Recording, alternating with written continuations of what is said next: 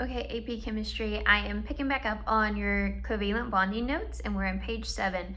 So before I get too far into stuff, I want to remind us of electron configurations, because essentially it's building off of this knowledge and our orbital notation.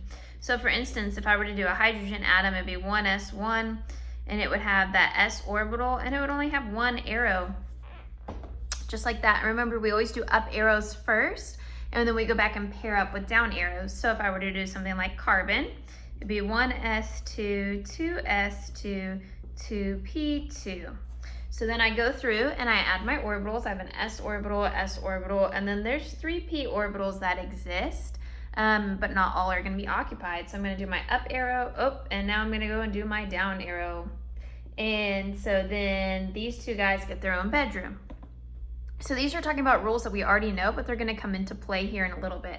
So first we have our Pauli exclusion principle that states that electrons in the same orbital that occupy the same orbital must have opposite spin. So remember, we can do our fingers opposite, some of us can. And so that's why the arrow is going up and the arrow is going down, to show that they're spinning in opposite directions, clockwise and counterclockwise, because they're occupying the same orbital. Now these two guys are both pointing upwards. We automatically assume that they're going clockwise until we know that somebody else is in that orbital with them. Then we know one is for sure going clockwise and the other one for sure is going counterclockwise as far as their spin goes. And then also, so that's Pauli exclusion principle.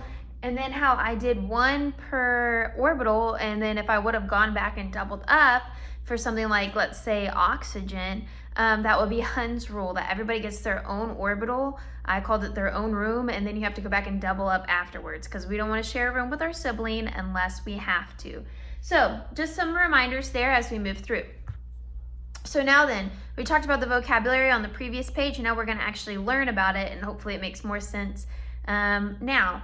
So at the top of page 7, it's starting to talk about hydrogen atoms. So when we're talking about hydrogen atoms, I want you to keep in mind that each hydrogen atom only has one electron, and it is in the 1s orbital.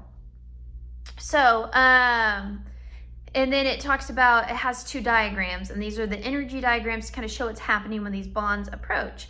And there's two options for hydrogen. And they're both shown up above. Molecular orbital 1 shows you that whenever you add them together, then they're going to form this bond, and then the other one shows you that they would not form a bond. And so we're going to talk about what's going on there with the energy diagrams below. The model below is pretty simple, and I've redrawn it to kind of go through and explain it, because at first glance it doesn't look simple, but hopefully with some explaining it is a little bit more simple. I'm going to see if I can scoot this up so y'all can see it a little bit better while I still talk. Okay, maybe I'll move my camera. I can be smart. Okay, so if you're looking at the diagram below, or on my board or on your paper, it's going to be right here. We're going to start on the right-hand diagram first. We have two different hydrogen atoms that are going to bond. But one is here and one is here. They're on the same energy level. Those electrons exist on a certain energy level. Remember, things bond to get to a lower energy level. So they're only going to bond if it helps them. Well, I shouldn't say they're only going to bond. That's why they bond. That's why things bond, because they like to exist at a lower energy level. So we have right here 1s, and so that way we can see this is a 1s electron. I'm going to go ahead and erase that to make less confusion. Your notes, they say it. And then so this is just to separate the hydrogens. We have a hydrogen A and a hydrogen B, so we know which one we're talking about. So our A's over here and our B's over here, but these are two different hydrogen atoms approaching, essentially. And they each have their one electron. Think about this as your 1s orbital. So this is a 1s orbital and this is a 1s orbital. It makes sense that if it's the same element and it has the same number of electrons, that they would occupy the same energy, like the exact amount of energy. That electron is taking up that much energy. So then they have the option to bond. They have molecular orbital 1 or molecular orbital 2. And whenever they do this, they're going to want to go to the one with the lowest energy level. So when they bond, if you look now, I have my arrows down here. So when they bond, they're actually lowering their energy level. And they're not going to go to this one up top, because that would raise their energy level. And so then they're together. It's option 1. If you look back up at the top, you can see how they're bonding. And then you can see how the electrons are going opposite direction, Pauli exclusion principle, and how they're at a lower energy level. So this diagram is saying things that we already know. It's just showing you how molecular orbital is working. If you read the paragraph beside that, it starts to explain everything for you. So this is the bonding MO. And remember when we talked about bonding orbitals and anti-bonding orbitals on the previous page? So bonding molecular orbital, anti-bonding molecular orbital. This one will be the anti-bonding molecular orbital up there. They didn't bond up there. It's not, the energy isn't good for them to bond up there. It's not gonna happen. They're gonna go to the one with a lower energy level. So that kind of is introducing you to this energy diagram and how it works, and hopefully it's kind of making a little bit more sense. If you keep going down, I don't have helium drawn because I don't have enough whiteboard space, but helium's down below and it explains the same thing. Also, side note, this is a sigma bond that's being formed, right? It's the first bond, it's a sigma bond. So if you go down below, helium already has 2 electrons. So whenever it's approaching here, to make this one like helium, it would have an up and a down arrow and an up and a down arrow. And obviously the energy levels would be slightly different. They'd move up or down, but I'm not too concerned about the energy. We don't have any numbers labeled on here, so it's the concept we're talking about.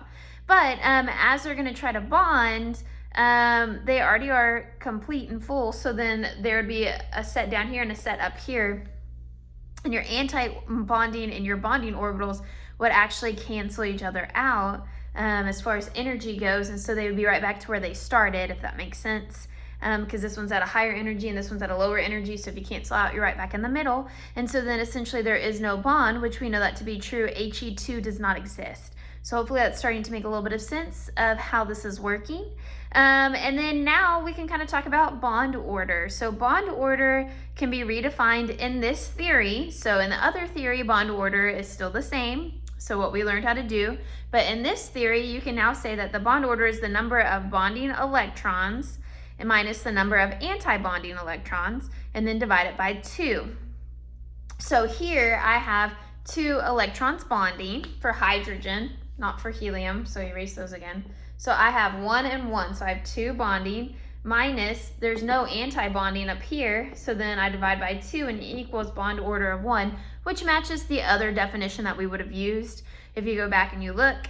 And then also, for helium, you would have taken your 4 bonding electrons minus, and then you would say your 2 in your anti-bonding.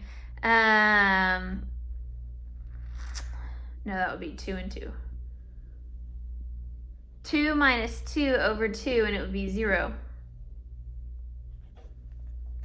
Which that's sideways, you can't even see that anyway. You have 2 in your bonding, and then you'd have 2 in your anti-bonding, so 2 minus 2 for helium. So I'm at 8 minutes, oh my goodness. So I'm gonna let y'all go with this, and then we'll see how we digest it, okay?